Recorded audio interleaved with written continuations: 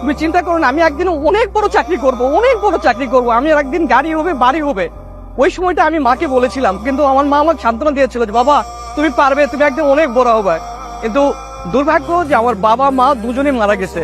কিন্তু আজকে সেই সময়টাতে বা সেই দিনটাতে মা কিন্তু আসলে আমাকে সান্ত্বনা দিয়েছিল, কিন্তু বাস্তবে কিন্তু আমি আজকে গাড়ির কিন্তু মালিক, আমি গাড়িটার আমি মালিক। কিন্তু সেই দিন মা আমাকে সান্ত্বনা দিয়েছিল যে তুমি অনেক বড় হবে একদিন, অনেক বড়।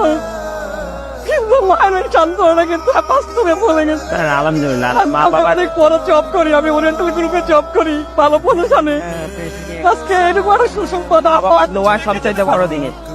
মায়া জানে, অনেক কষ্ট করতে বাবা মা দেখে যে উপর থেকে দেখতেছে আপনার মা উপর থেকে সেদিন সান্ত্বনা দিয়েছিল, কিন্তু আজকে বাস্তব তাই না। খারাপ লাগে কোথায় যে বাবা মার জন্য জিজ্ঞেস করতে পারিনি। আমি যখন একটু চাকরি হয়ে ওয়েল এস্টাবলিশড হয়েছি, ওই সময়টা আমার মা মারা গেছে। এরপর একটা সময় বাবা মারা গেছে। আল্লাহ হয়তো আমাকে ভালো রাখছে, কিন্তু আমার ইনকামের টাকাগুলো, আমার এই ভালো লাগাটা মা দেখে যেতে পারেনি, বহুত কষ্ট করছে। আজকে এই দিনটা যদি দেখতো চরম ভালো লাগতো আমার।